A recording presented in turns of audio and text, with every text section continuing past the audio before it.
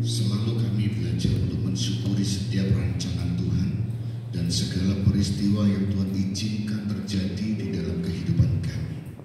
Karena semua terjadi seizin Tuhan dan Tuhan menginginkan semua ini untuk kebaikan bagi kami semua. Tuhan, hanya lewat kebenaran firman-Mu lah yang dapat menguatkan kami. Firman Tuhan lah yang dapat menuntun langkah hidup kami. Dan firman Tuhanlah yang akan menjadi terang bagi setiap langkah hidup kami. Sehingga kehidupan kami boleh semakin hari semakin berkenan kepada-Mu Tuhan. Kami boleh memiliki keserumpaan dengan gambaran anaknya yang sulung Tuhan Yesus Kristus. Dan hidup kami boleh semakin hari semakin menjadi perkenan-Mu seperti Engkau sempurna Tuhan. Terima kasih Tuhan, berfirmanlah kepada kami, pakai hamba-Mu di dalam segala keterbatasan dengan kuasa Tuhan untuk menyampaikan isi hati Tuhan kepada jemaat Tuhan di tempat ini. Terima kasih, dalam nama Tuhan Yesus kami berdoa dan sambut kebenaran firman. Haleluya, amin. Shalom Ibu Bapak dan Saudara. Shalom. Wajah-wajah yang penuh sukacita, wajah-wajah yang mungkin belum sarapan, wajah-wajah yang mungkin belum ngopi, wajah-wajah yang mungkin masih ngantuk ya. Tetapi kita, Tuhan melihat bahwa ibu bapak saudara semuanya sudah menang. Walaupun dalam hal keterbatasan dan kesulitan, tetapi ibu bapak dan saudara sudah berani untuk mengalahkan semuanya untuk beribadah kepada Tuhan ya. Luar biasa. Dan ini satu apa yang saudara lakukan, jerilah saudara, perjuangan saudara, pengorbanan saudara, Tuhan pasti memperhitungkannya semuanya. Percayalah dan yakinlah, Tuhan melihat motivasi di dalam hati ibu bapak saudara. Tuhan tidak akan pernah meninggalkan saudara sendiri, dan Tuhan tidak pernah membiarkan saudara menghadapi persoalan-persoalan, masalah demi masalah sendirian. Karena Allah yang kita sembah, Tuhan Yesus Kristus, apa yang Dia janjikan pasti tergenapi. Tuhan berjanji Dia akan menyertai kita semuanya. Amin. Ibu bapak dan saudara yang dikasihi Tuhan Yesus Kristus, pada pagi hari ini kita akan belajar satu tema tentang firman Tuhan, yaitu tentang hawa nafsu. Tentang hawa nafsu. Bahwa kalau kita melihat hawa nafsu ini bermula dari Adam dan Hawa jatuh di dalam dosa karena Hawa dikuasai oleh nafsunya, maka disebut hawa nafsu, saudara ya. Hawa jatuh karena nafsunya untuk seperti apa? Dia punya nafsu untuk seperti Allah. Dia bisa melihat pengetahuan-pengetahuan, keinginan-keinginan dagingnya dia yang untuk memuaskan hasratnya, hasrat keinginan, pengetahuan dan lain sebagainya, dan dia buang terus sehingga meluap-luap akhirnya jatuh di dalam dosa. Demikian juga ketika kita belajar bahwa kehidupan kita, kenapa kita manusia bisa jatuh di dalam dosa, baik itu dosa perselingkuhan, dosa persinahan, dosa tentang penyelewengan keuangan, dosa kita mungkin pertengkaran, dosa lain sebagainya. Itu karena apa? Karena kita semua selalu dikuasai oleh hawa nafsu. Karena hawa nafsu itu berbicara adalah keinginan daging. Selalu apa yang kita lakukan ingin memuaskan keinginan-keinginan daging. Padahal keinginan-keinginan daging itu selalu mendatangkan ketidakbaikan. Kalau kita makan daging masih baik, karena itu dulu kesehatan kita. Tetapi kalau kita menginginkan untuk memenuhi keinginan daging, maka kehidupan kita akan menjadi kedagingan, sehingga kita tidak akan baik. Selalu yang di pikiran kita adalah apa? Bagaimana aku memuaskan? Bagaimana aku memuaskan? Saudara, kalau kita berbicara keinginan, tidak ada orang yang dapat puas. Saudara punya keinginan apa? Dulu mungkin waktu saya mungkin kecil SD, saya teman-teman saya ini di sekolah, teman-teman bermainan saya, mereka sekolah tidak pernah pakai sepatu. Saya sudah pakai sepatu dan jalan saya pakai sandal jepit ya kan. Tapi ketika kita mulai melihat, saya merasa bangga, aku lebihi dia. Tapi ketika kita punya sepatu, walaupun sepatunya sudah mulai lapar ya, karena mungkin robek sehingga ini udah lemnya lepas sehingga buka. Tapi bagi saya lebih baik dibandingkan teman saya yang tidak punya sepatu sehingga sekolah tidak pakai sepatu, tidak pakai alas kaki. Nah, ketika saya sudah dipenuhi itu, keinginan saya pasti lebih, bukan hanya sandal jepit atau sepatu sekedar sekolah, tetapi lebih lagi pengen yang mungkin sepatu kulit. Ketika saya kerja, saya pengen sepatu kulit. Dan ketika kita melakukan apapun, kita melihat mungkin ibu-ibu segala macam ingin sepatu yang ada haknya tinggi. Dulu punya hak tinggi sepatu yang ibu-ibu, hak tinggi yang 2 cm. Nggak puas, punya keinginan pengen yang 5 cm haknya tingginya. 5 cm kok segini, kurang puas, kurang tinggi, 7 cm. Kurang puas 10 cm, ya kan? Tapi 10 cm ada nggak ya? Ada 10 cm. Kurang puas lagi 15 cm, 20 cm. Terus saudara, akhirnya apa? Keinginan itu akhirnya apa? Dipenuhi terus sampai tinggi, jatuh saudara nanti kepleset karena apa? Terlalu tinggi. Saudara, pertengkaran juga demikian. Saudara, kehidupan kita di dalam kita bermasyarakat, di dalam kita mengasihi sesama, seringkali yang menjadi penghalang kita untuk kita belajar mengasihi adalah apa? Hawa nafsu. Di dalam Yakobus pasal 4 ayat 1 dikatakan demikian. Yakobus pasal 4 ayat 1. Dari manakah datangnya sengketa dan pertengkaran di antara kamu? Bukankah datangnya dari hawa nafsumu yang saling berjuang di dalam tubuhmu? Datangnya pertengkaran itu bukan karena saudara kita yang nyakiti kita, bukan. Bukan dari faktor eksternal, bukan. Memang lingkungan itu besi menajamkan besi, manusia menajamkan sesama. Tetapi kunci persoalannya itu bukan mereka-mereka, tetapi dari diri kita sendiri. Kalau kita bisa mengendalikan dan kita bisa tidak terpancing, hawa nafsu kita tidak meluap, ataupun hawa nafsu kita bisa kendalikan, maka tidak akan pernah terjadi suatu pertikaian ataupun pertengkaran. Pertengkaran itu karena terjadi apa? Karena hawa nafsu yang saling berjuang di dalam diri kita. Rasul Paulus mengatakan bahwa dalam tubuh kita menggunakan filsafat Plato, ya kan, dalam mereka itu ada roh dan daging. Ada perjuangan di dalam diri manusia antara roh dan daging. Daging itu lemah, roh adalah penurut. Selalu ada perjuangan demi perjuangan dalam diri kita, ibu bapak dalam hidup selalu ada perjuangan. Aku pengen apa? Pengen makan ini, enak ini, kikil, enak ini. Tapi satu sih, loh, aku makan kikil, asam uratku naik, kolesterolku naik. Tapi ini enak. Antara keinginan daging, keinginan, tetapi kita lihat apa? Untuk kebaikan kesehatan. Pertengkaran lah di dalam diri kita ini.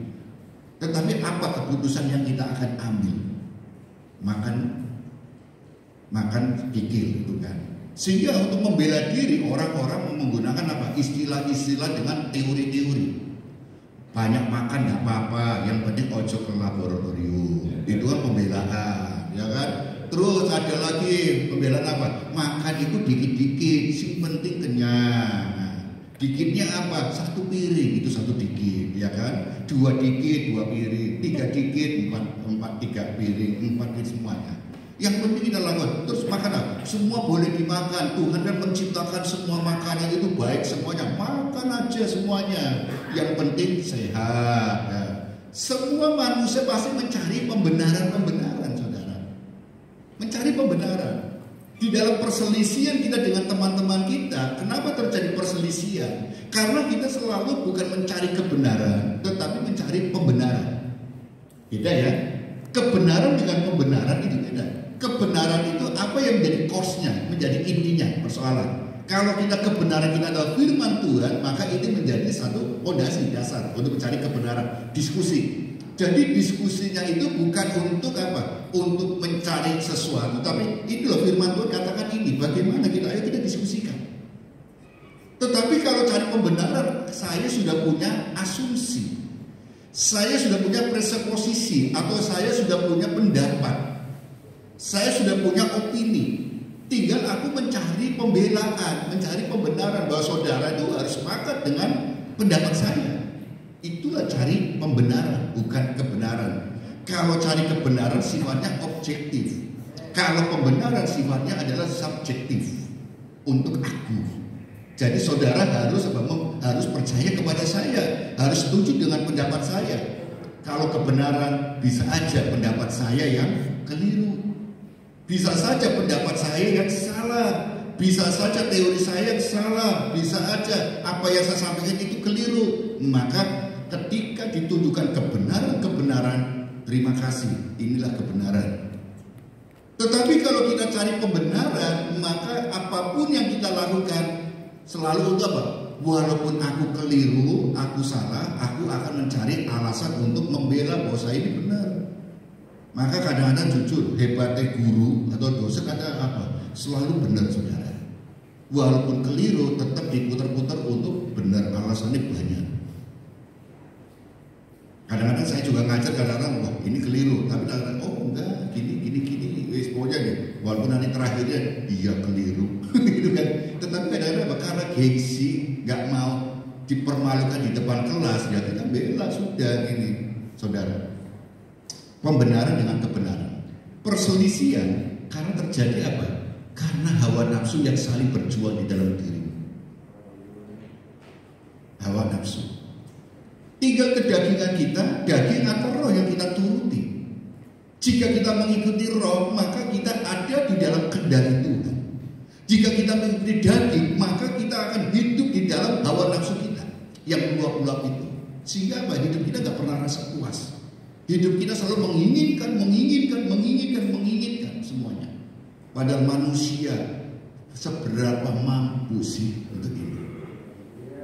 Makan sekuat-kuatnya. Kalau kita makan all you can eat, mereka menghitung harga. Oh murah ini 100 berapa juta, 120.000 ini all you can eat. Mereka nggak mungkin memberikan apa rugi. Karena ada saya ngobrol dengan anak-anak saya. Ayo pak makan all you can eat pak. Boleh, tapi apa-apa itu kalau makan sama teman-teman dari kalau sore, dari pagi saya belum makan, nggak makan. Supaya selain makan di tempat all you can eat, makan yang banyak. Saya katakan, kalau papa ya nggak iso makan gitu. Terus saya katakan, kalau makan all you can eat, satu keluarga. Kalau makan all you can eat, kamu ngajak omahnya nggak bisa. Rugi, omah makannya cuma 1-2 biji, bayarnya sama, ya kan gitu kan. Jadi tetapi apakah rumah makan atau resto atau yang melayani all you can eat itu rugi? Tidak. Mereka sudah menghitung kemampuan manusia, orang itu makan itu berapa banyak, kapasitas perutnya itu berapa. Satu. Kedua, makanan yang disajikan itu dihitung harganya. Sudah diperhitungkan semuanya. Seandainya makan nggak mungkin enak-enak semua, pasti ada yang lain diimbangi yang lain.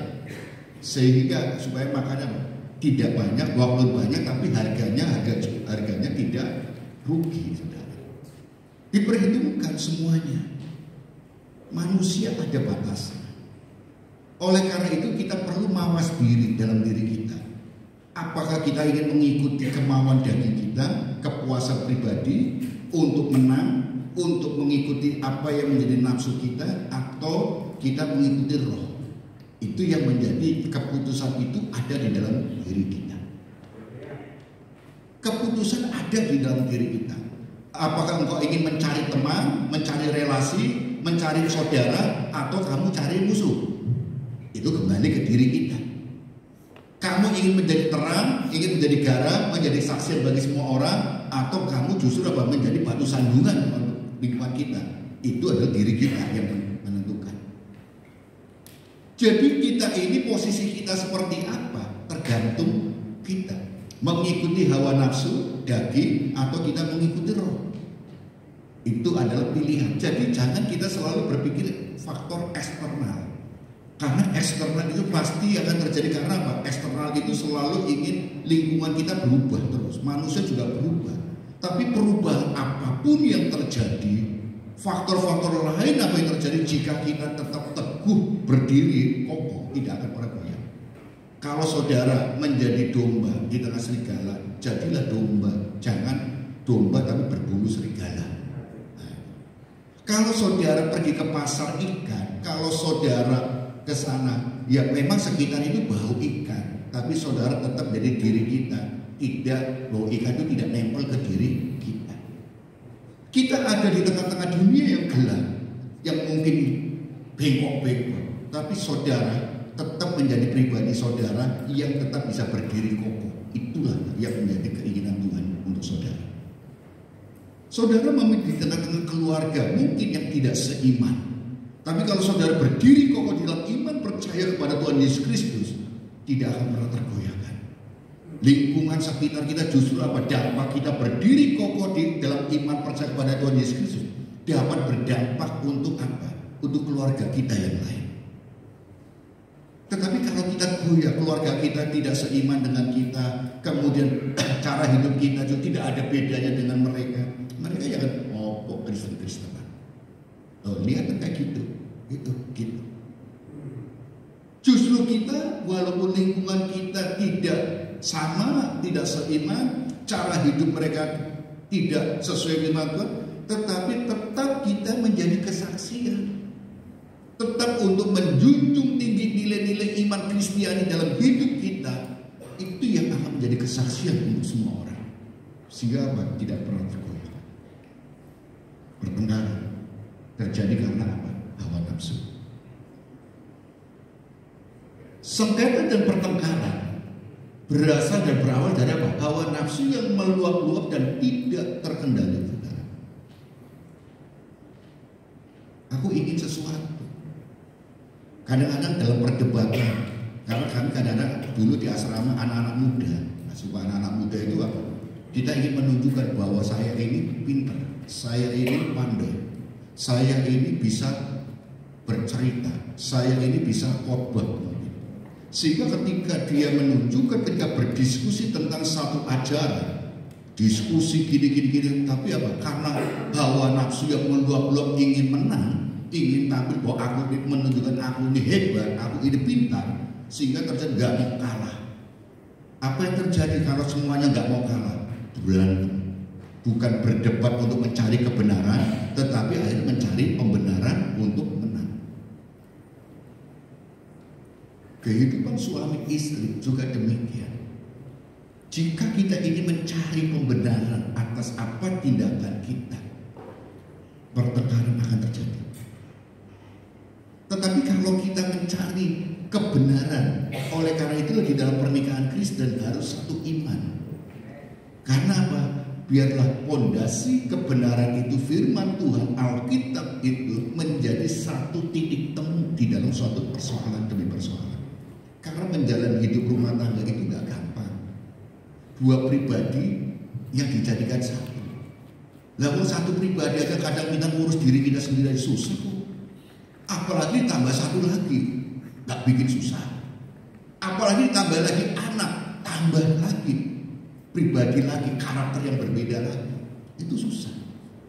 Ngurus diri kita sendiri aja susah. Kadang-kadang kita mau bangun dia malas, kita masih jomblo, masih kadang-kadang kita malas-malasan kok. Makan gak teratur, tidur gak teratur, baju yang gak mungkin gak disetrika, gak segala macam, mungkin ini kerja gak teratur, semua gak teratur. Apalagi ditambah istri atau bapak suami, pasangan hidup, tambah kadang-kadang biasanya saya pribadi, kebiasaan orang istri atau suami kita yang berbeda, akhirnya menjadi kita harus menyesuaikan. Dan menyesuaikan itu gak gampang. Dulu aku jomblo, aku bisa ngelola uang sendiri, mau tak kasihkan orang ke siapa-siapa terserah saya. Tetapi ketika kita sudah punya pasangan, gak bisa kita asal memberi. Tentu ada perlu diskusi-diskusi supaya apa? Uang yang kita punya ini bisa kita bersama-sama. Maka dulu sebelum kita masih menikah, kita uangku, uangku. Setelah kita menikah, uangku, uangmu, uangmu, uangku. Tetapi kadang-kadang apa? Uangku, uangku, uangmu, uangku. Ya kan? Kadang-kadang kalau biasanya yang menang-menangan itu istri. Istri itu selalu kata apa? Uang suami adalah uangku.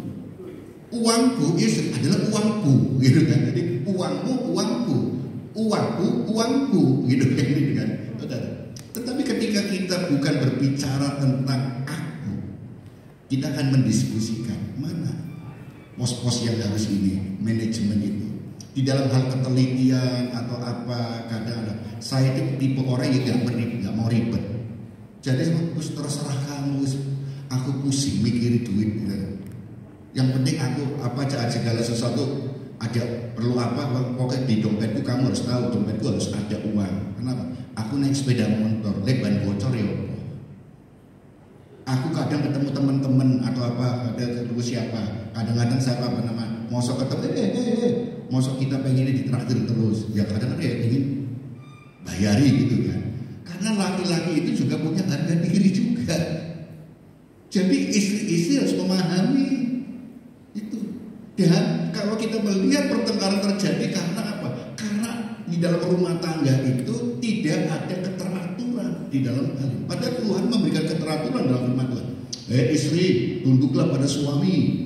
Suami, kasihlah istrimu, jangan kasar kepada istrimu. Anak, hormatilah orang tuamu. Orang tua, jangan sakiti anak-anakmu. Hamba, taatilah tuanmu. Itu diatur semuanya. Jadi posisi kita apa? Kalau saya sebagai suami, saya kan apa? Mengasihi istriku dan berusaha tidak kasar. Istri harus apa? Belajar tunduk kepada suami. Anak harus hormat pada orang tua. Orang tua bisa salah. Namanya manusia. Orang tua bisa salah. Tetapi rasa hormat anak muda kepada orang yang lebih tua tidak boleh luntur.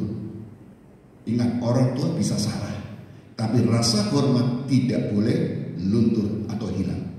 Karena apa? Nanti yang muda itu suatu saat akan tua, saudara. Apa yang kita tabur waktu itu akan dituai. Jadi kalau kita ngelawan waktu kita masih anak-anak, ngelawan orang tua terus, ingat loh, nanti kamu suatu saat jadi orang tua, lek anakmu ngelawan kamu loro ati gak? Itu kembali ke situ. Jadi kita belajar ketaatan itu, otoritas. Istri belajarlah tunduk kepada suami.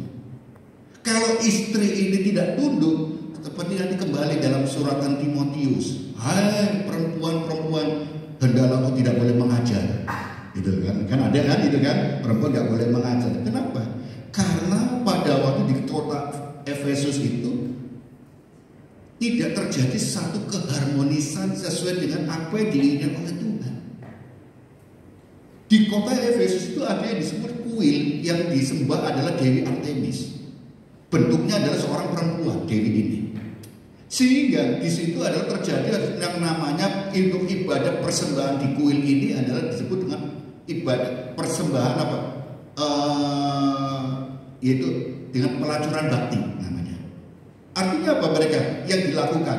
Perempuan-perempuan itu menguasai laki-laki, laki-laki menjadi budak seks mereka untuk tukar pasangan, dijual sana, tukar-tukar ini, sehingga terus kemudian perempuan itu menguasai semuanya, lelaki itu dijadikan budak. Sehingga Rasul Paulus berkata kepada jemaat Efesus, istri, perempuan-perempuan, hendaklah kau tidak boleh mengajar laki-laki. Karena apa? Ini tidak apa? Ini melewati kodrat. Istri harus tunduk. Lalu ada orang, berarti perempuan itu nggak boleh ngajar laki-laki. Enggak, khusus di kota Efesus karena terjadi ketidakbenaran. Jika ada keteraturan, istri tunduk, suami mengasihi dan tidak kasar, anak-anak semua, saya yakin semua itu punya peran yang luar biasa. Pertengkaran tidak akan terjadi. Karena apa? Kita akan tunduk kepada kepala. Di situ dikatakan analogikan seperti kita Kristus mengasihi jemaat, segala macam kita lakukan semuanya, itu kan itu dianalogikan demikian, diperumpamakan.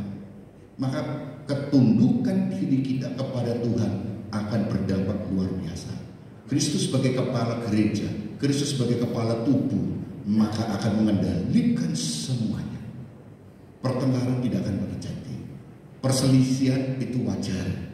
Yang namanya dua pribadi, tak besi menajamkan besi, sesama manusia menajamkan sesamanya, itu terjadi. Tetapi kita tidak pernah dikendalikan oleh hawa nafsu. Orang yang dikendalikan hawa nafsu yang kuat, makan nggak pernah puas, saudara. Maka kemarin siapa yang ngomong kalau makan nggak pernah di bis waktu kita ke Batu, taruh di lapangan pisau tak makan pisau apa? Pokoknya istilahnya pisaunya itu apa? Sebelum makan pisaunya taruh di leher dulu, gitu kan? Ya jangan. Gimana mau makan pisaunya taruh di leher, ya kan? Makan oleh secukupnya. Cukup itu indah, saudara. Ya lihat, saudara. Ingatlah, saudara. Jika hati dan pikiran di bawah kendali Tuhan, maka akan terhindar dari pertengkaran. Hati dan pikiran di dalam kendali Tuhan, pertengkaran akan dihindari. Akan minim sekali. Karena apa? Kita ini di hadapan Tuhan seperti apa? Hanya di dalam penundukan diri kepada Tuhan, dipimpin oleh Roh Kuduslah, kita bisa melakukan apa yang menjadi Tuhan kehendak. Maka di dalam kehidupan manusia, apakah manusia yang kita kerjakan orang Kristen itu bisa gagal? Apakah istilah kegagalan itu ada dalam diri kamus orang Kristen, orang percaya? Di dalam kamus orang percaya, kita sebagai orang Kristen, kegagalan itu tidak ada. Saya katakan pada ibu bapak, di dalam kamus orang Kristen, orang percaya, kegagalan tidak ada. Karena apa? Kita melakukan kehendak Tuhan. Kenapa kita bisa gagal? Karena kita punya target. Kalau kita tidak memenuhi target, maka gagal. Padahal hidup kita ini adalah melakukan kehendak Bapa, kehendak Tuhan. Orang percaya itu melakukan kehendak Bapa, bukan kehendakku. Kalau aku melakukan kehendakku, maka tidak tercapai, gagal.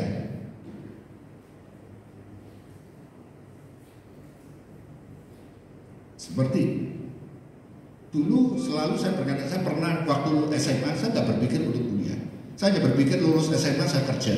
Saya kerja mengumpulkan uang nanti saya punya usaha, itu aja pikiran saya. Jadi kira-kira umur 25-an, 26 itu saya menikah. Itu target saya, itu target saya. Ternyata saya kerja 4 tahun lulus SMA belum bisa ngumpulin modal, saudara. Apakah saya disebut gagal? Kalau saya punya target 4 tahun itu saya kumpulkan modal, saya terus dan tidak ada modalnya, nggak terkumpul, saya gagal.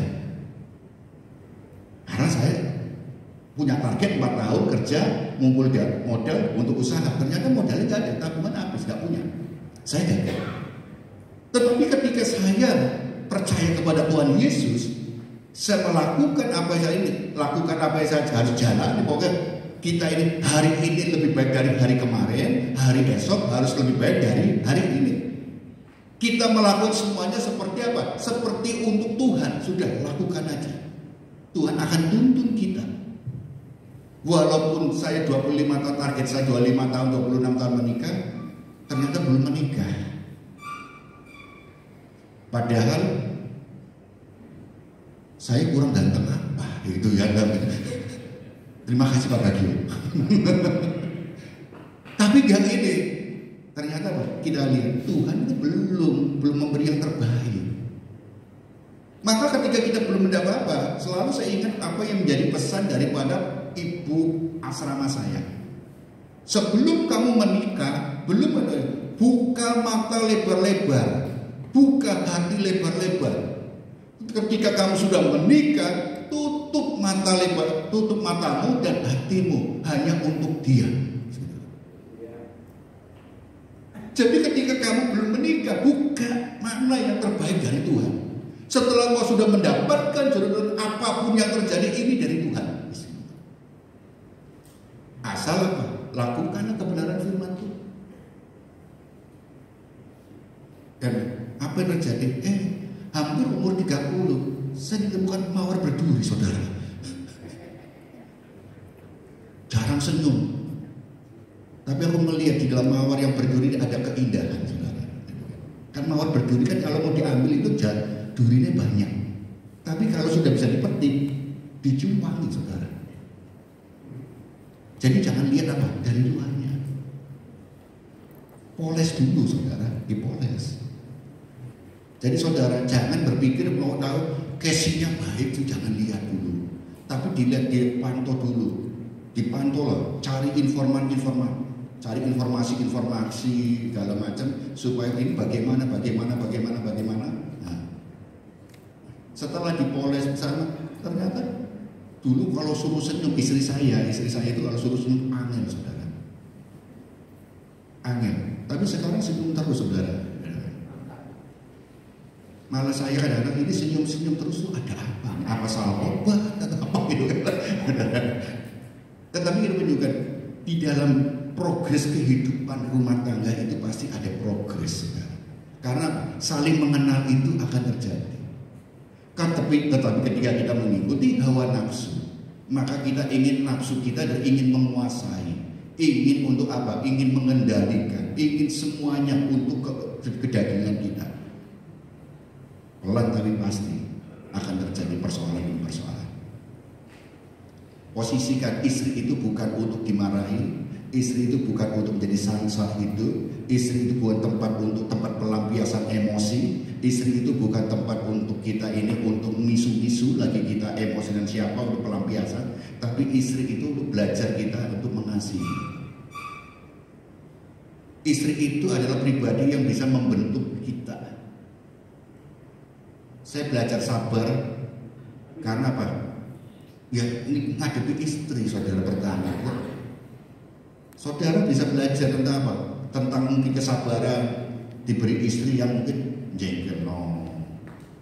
Kita bisa belajar sabar yang istri karena apa? Ketemu suami yang jengkel. No. Tapi itu kan itu proses berjalan. Karena apa? Manusia tidak ada yang sempurna. Ingat, manusia menajankan sesamanya. Jadi Tuhan izinkan memberikan teman hidup untuk apa? Saling untuk berbagi, saling untuk menolong, saling menghormati, saling belajar. Tapi ketika kita dikuasai oleh hawa nafsu, maka pasangan hidup kita baik itu istri atau suami akan menjadikan satu apa? Untuk pelampiasan kedagingan kita. Bukan untuk apa? Melampiaskan, mengimplementasikan kasih Tuhan yang Tuhan telah berikan kepada kita. Saudara, aku kalau tidur gak ada istri bingung, saudara. Karena apa? Biasa ada mungkin istri saya itu kalau mau tidur cepat, saudara. Ini aku belum tidur baru ini dia baru nempel pelor, saudara. Nempel molor langsung. Saya kadang-kadang tidur malam. Benar Gusti. Kadang-kadang tangan dia blok, oh berarti masih ada kehidupan. Aku udah mulai gitu kan. Kadang-kadang tangannya blok. Oh. Kalau udah menolong diem ya. Ini kadang-kadang perhatikan ini ternyata tangan blok. Oh ada kehidupan. Berarti itu kan. Nah, berarti ada kegerakan, saudara. Jadi kalau saudara ibu bapak yang punya istri atau suami ibunya moro, ojo diseneni, saudara. Nanti suatu saat itu ngangani saudara dan itu menjadi musikmu. Karena apa? Setiap pribadi itu pasal kita punya apa? Kebiasaan-kebiasaan. Pertama itu membuat kita itu terganggu. Lama-lama ini bikin kangen. Coba aja. Karena apa? Pergaulan sudah menjadi kebiasaan bersama-sama.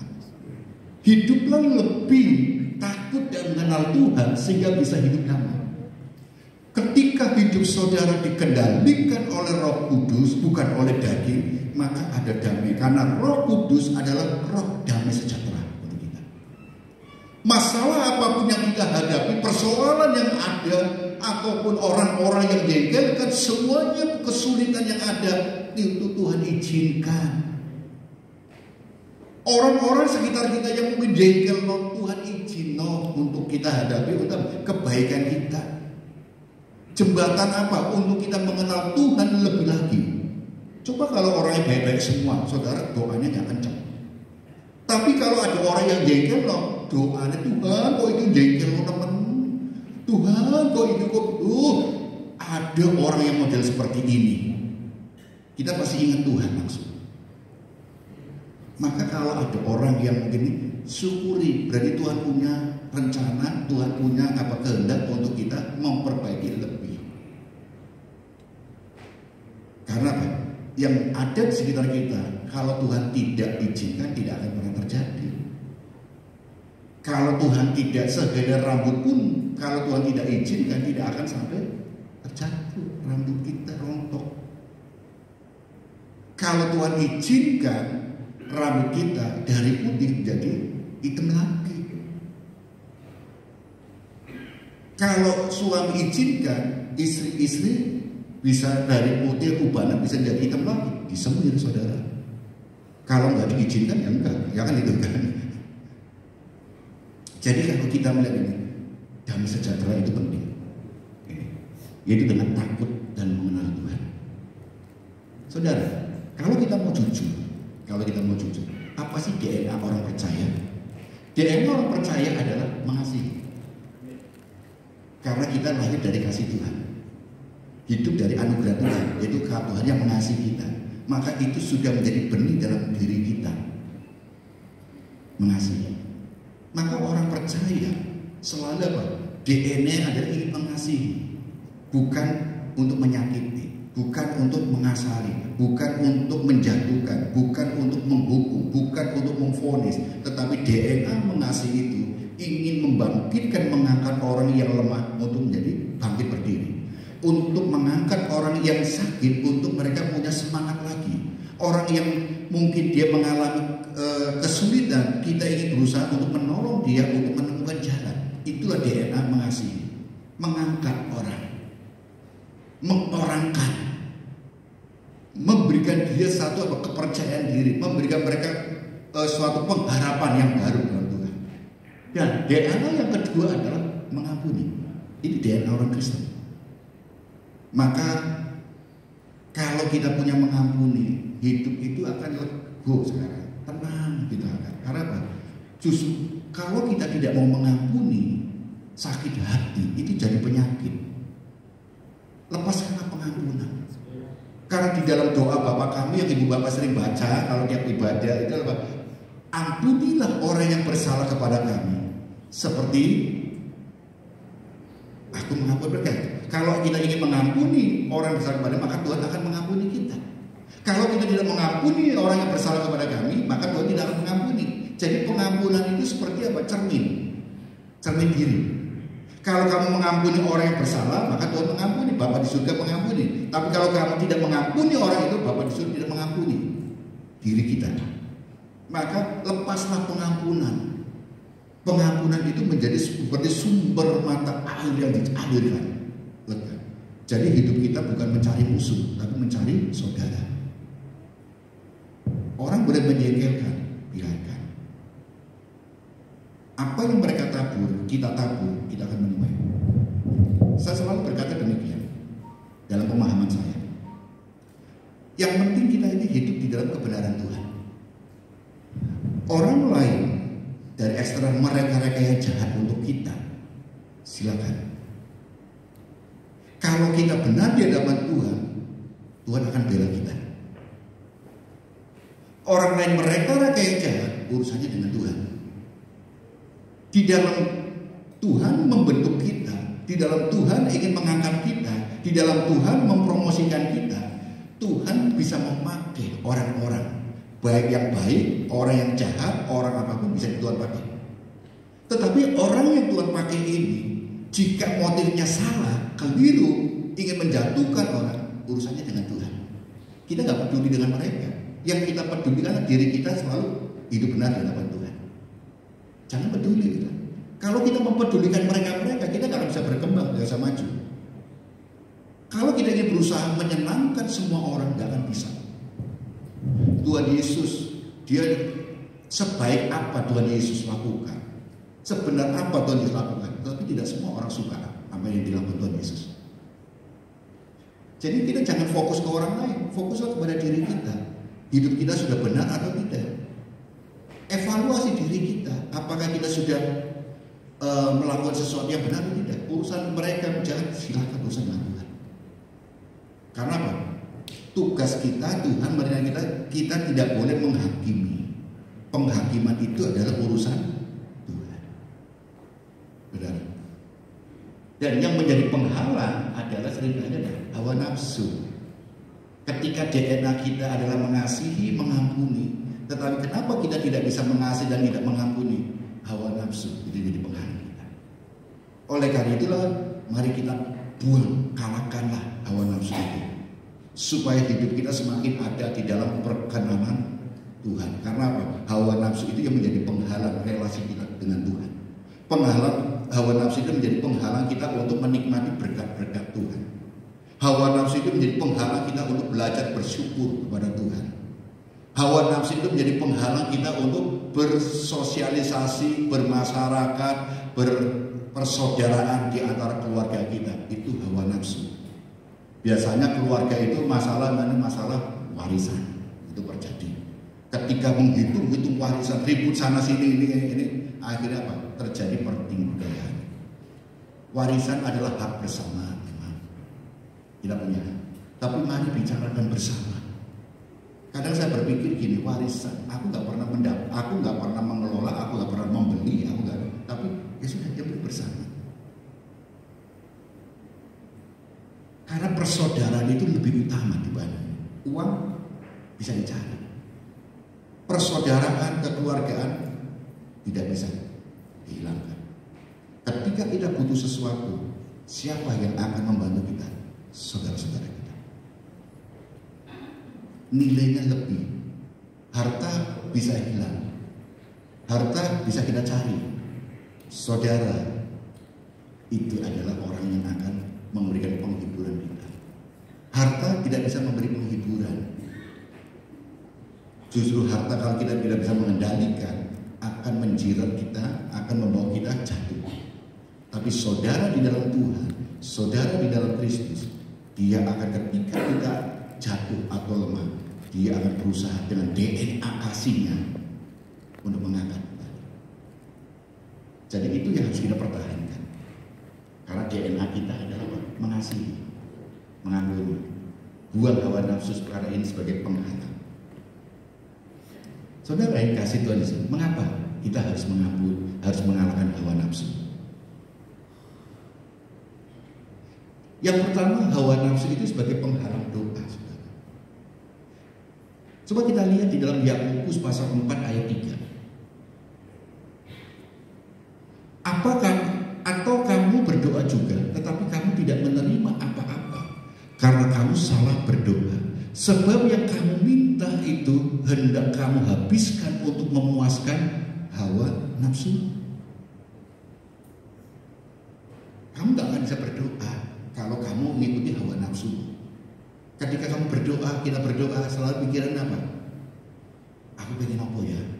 Coba saudara, kalau saudara lagi pengen rujak kikil ataupun rujak cingur ataupun sedang mengingat rawon, doa pikiran rawon, nah gitu kan? Weh, nah ya rawon ini kan pasti bisa doa nggak? Enggak bisa doa.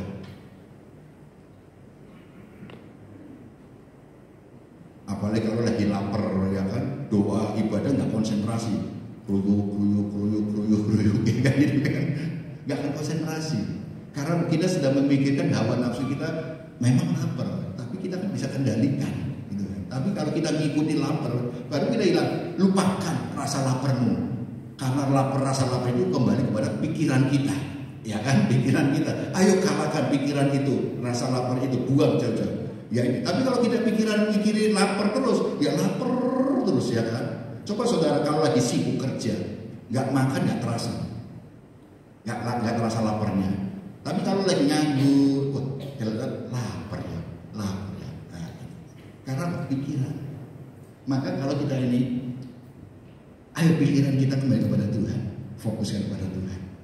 Waktunya makan, waktunya tidur, waktunya berdoa, waktunya ibadah, semua lakukan dengan keteraturan, maka saudara akan hidup dengan damai sejahtera.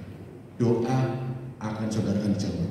Kalau saudara ingin berdoa untuk kepuasan pribadi, untuk hawa nafsu saudara tidak akan mendapatkan. Karena apa? Doa itu adalah berdoa itu bukan untuk memaksa Tuhan. Doa itu bukan memaksa Tuhan, tetapi membangun diri dan menyelaraskan kehendak diri sendiri dengan kehendak Tuhan. Jadi berdoa itu membangun diri kita. menjadi pribadi yang kuat, pribadi yang mawas diri, pribadi yang menurut pimpinan Roh Kudus. Untuk apa? Biarlah kehendak Tuhanlah yang terjadi dalam diri kita. Bukan kita memaksa kehendakku yang jadi, tapi kehendak Tuhan yang jadi. Sehingga apapun yang menjadi kehendak Tuhan, walaupun menyakitkan daging kita, kita tetap terima. Karena tujuannya membangun diri kita lebih baik lagi. Itulah jawaban doa. Seringkali apakah Tuhan tidak pernah jawab doa kita? Tuhan pasti dengar dan Tuhan pasti jawab. Seringkali orang Kristen itu ada senang berdoa, tetapi tidak senang kalau menerima jawaban doa. Saya ulangi, orang Kristen kebanyakan senang berdoa aktivitasnya, tetapi tidak senang kalau dijawab doanya. Kenapa? Kadang doanya nggak sesuai keinginan, jadi mendingan aku doa terus saja. Saudara, kadang di sawahan saya juga sering melihat orang-orang kalau berdoa, mereka pulang kerja doa, nangis-nangis banyak dari pagi. Tak pernah, kenapa kok dia nangis? Karena dia lebih senang doa. Doa itu hanya duduk diam nangis sudah selesai. Tapi kalau jawaban doa, wah aku lapar, mungkin dia jawab. Kalau seperti kita ngomong apa ya? Aku lapar, aku pengen makan, aku ini perlu gak punya uang. Jawaban doa ini, Tuhan kata, kalau kamu lapar, gak punya uang, kerja. Ayo kamu kerja, nanti kamu dapat uang. Karena orang yang mau kerja pasti dapat makan, gak akan sampai kekurangan makanan. Tapi ketika dipikir, kerja, aku capek, males aku. Mendingan aku duduk aja nunggu orang ngasih. Ya, itu kan. Padahal jawaban doa apa? Kerja. Tapi kalau kerja gak mau. Seringkali orang Kristen senang berdoa, tapi tidak senang dengan jawaban doa. Nah, jawaban doa kalau kita orang percaya, doa itu adalah menyelaraskan kehendakku dengan kehendak Tuhan. Untuk apa? Membangun diri kita, sehingga diri kita lebih baik, dan lebih baik lagi. Yang kedua, saudara, kenapa hawa nafsu harus dihilangkan? Yang kedua, ketika saudara dapat menghilangkan hawa nafsu, maka saudara dapat mendatangkan suasana surga di bumi ini, yaitu damai dan sejahtera. Saudara kalau masih dikuasai oleh hawa nafsu, kedagingan, saudara tidak akan pernah merasa puas. Saudara tidak akan pernah merasakan bersyukur. Saudara tidak akan pernah merasakan damai. Dan pasti ketika saudara tidak damai, pasti tidak akan ada kesejahteraan terjadi. Maka damai dan sejahtera itu artinya ada kedamaian dan sejahtera. Kalau saudara bekerja dengan damai, hidup dengan damai, kesejahteraan itu ada. Berapa sih orang nilai hidup manusia?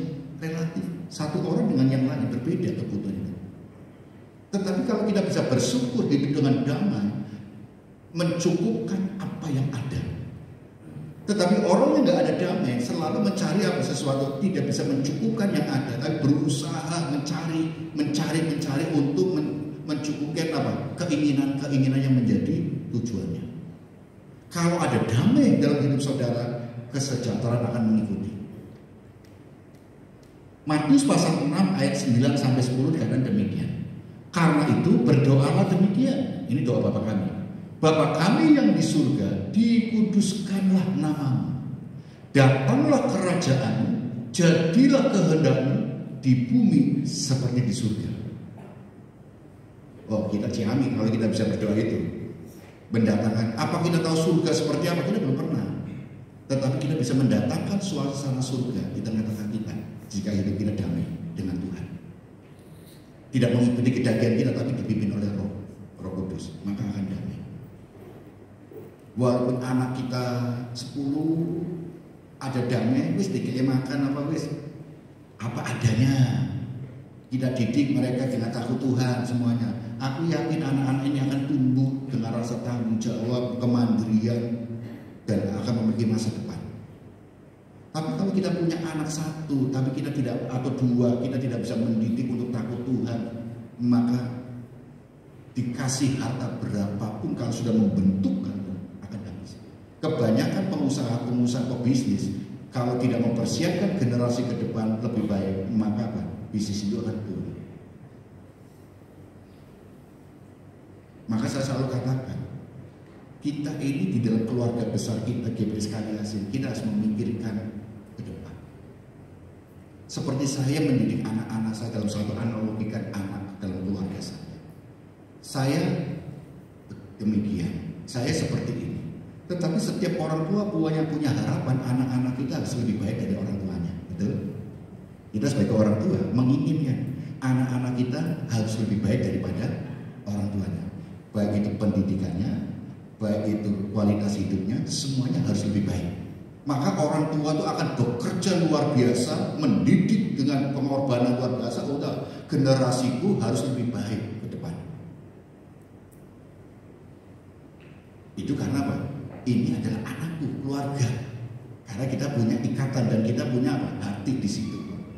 Demikian kalau kita punya gereja ini sebagai keluarga kita dan kita punya hati untuk gereja kita ini, kita harus punya berpikir seperti keluarga. Kita harus berusaha anak-anak kita, remaja kita, anak kita, usia kita, generasi di bawah kita, mari kita sama-sama bawa harus lebih lagi, melebihi kita. Ya kan? Harus melebihi kita. Karena apa? Ini adalah anak-anak kita.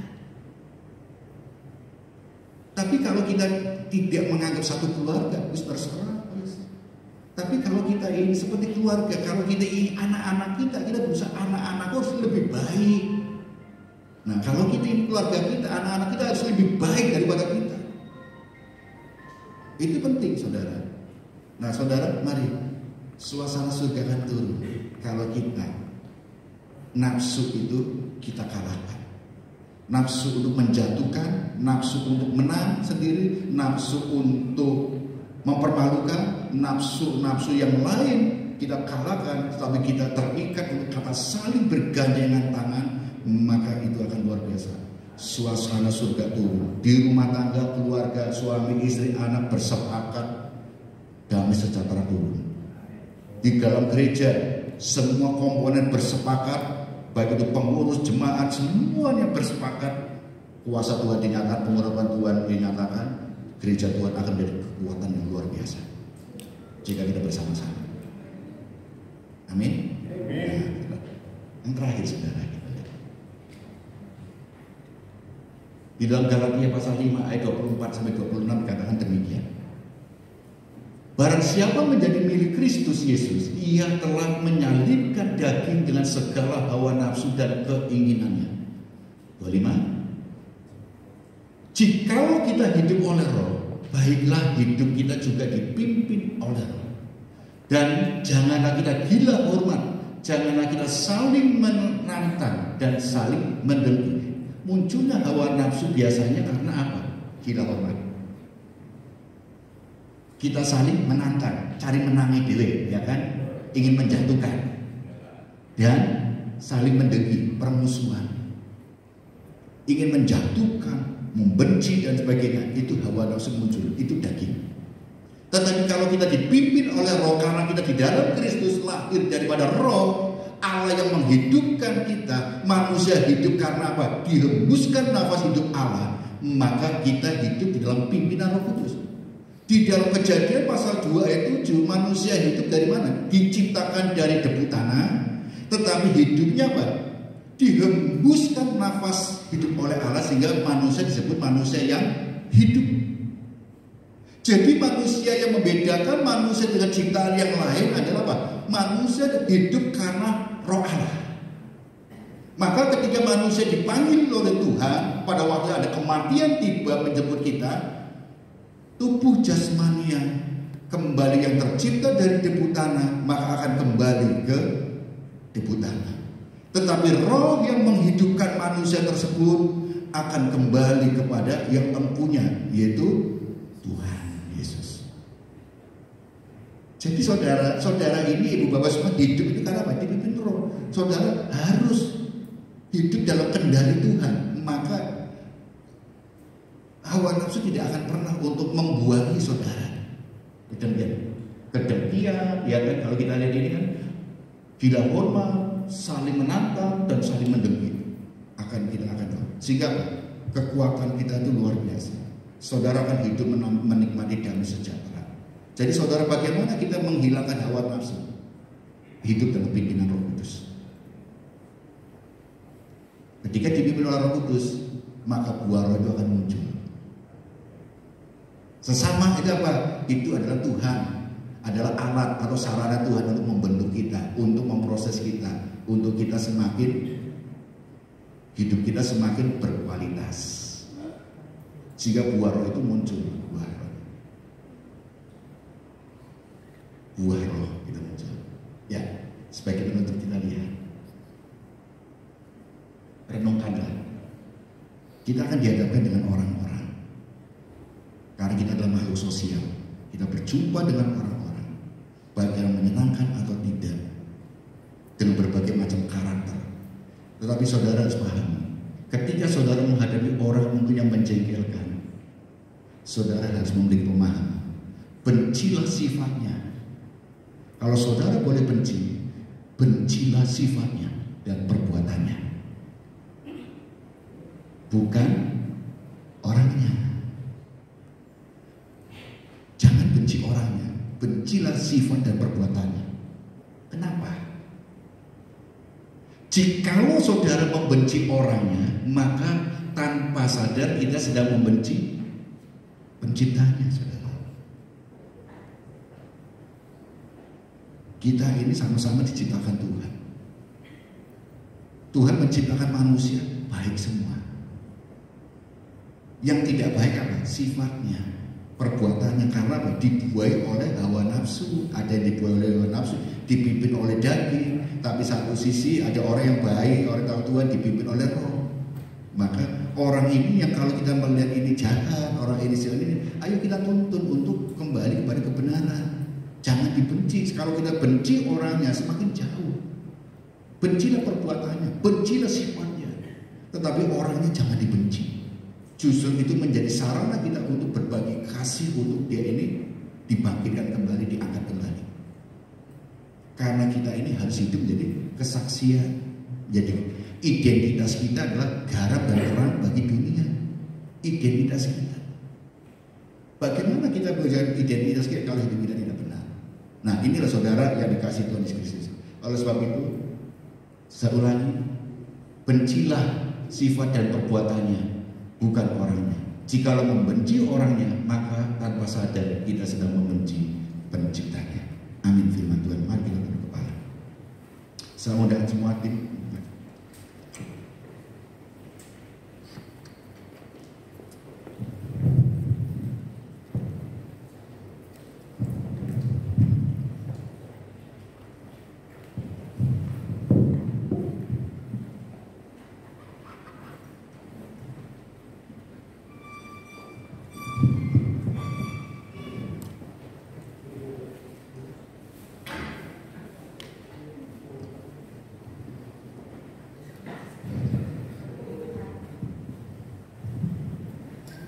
Saya undang Ibu Bapak untuk berdiri, semuanya kita siapkan hati kita.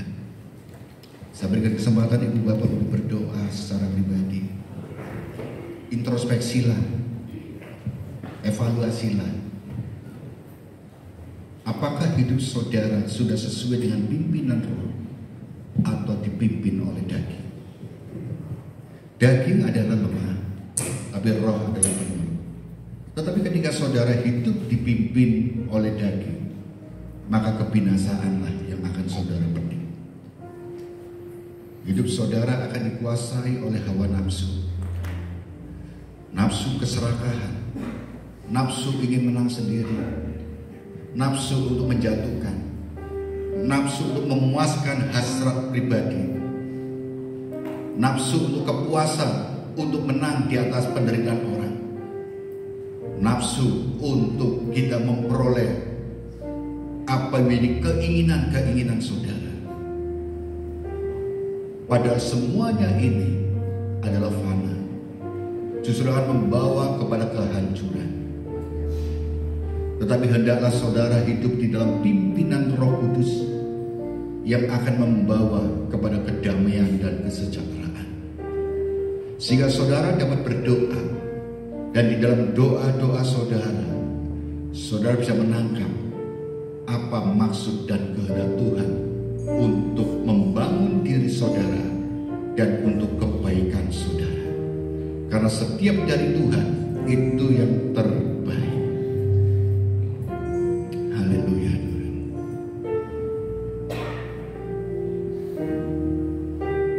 Biarlah Singa dan WL untuk menyanyikan pujian. Semua dalam posisi berdoa. Ku bersyukur atas kebaikan. Amin Tuhan. Kau datang selamatkan hidupku. Terangmu sinari kegelapanku. Berikan ku harapan baru. Dengan apa kan ku lepas semua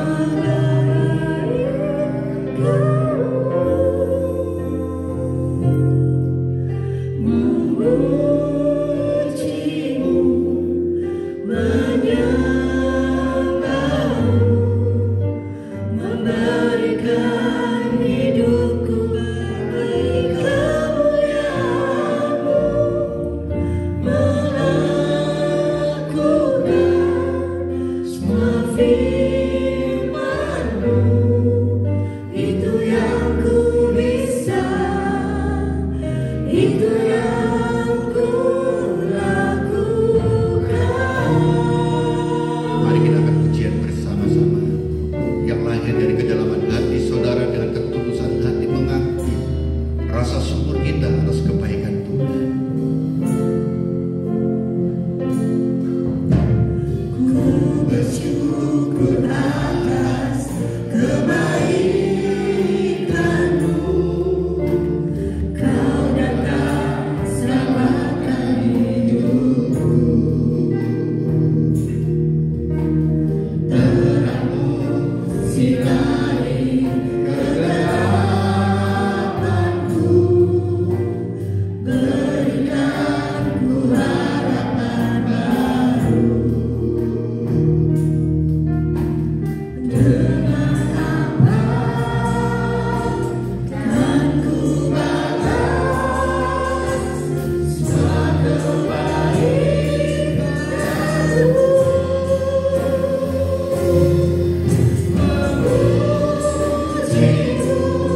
Memujimu, menyembahmu, memberikan hidupku bagi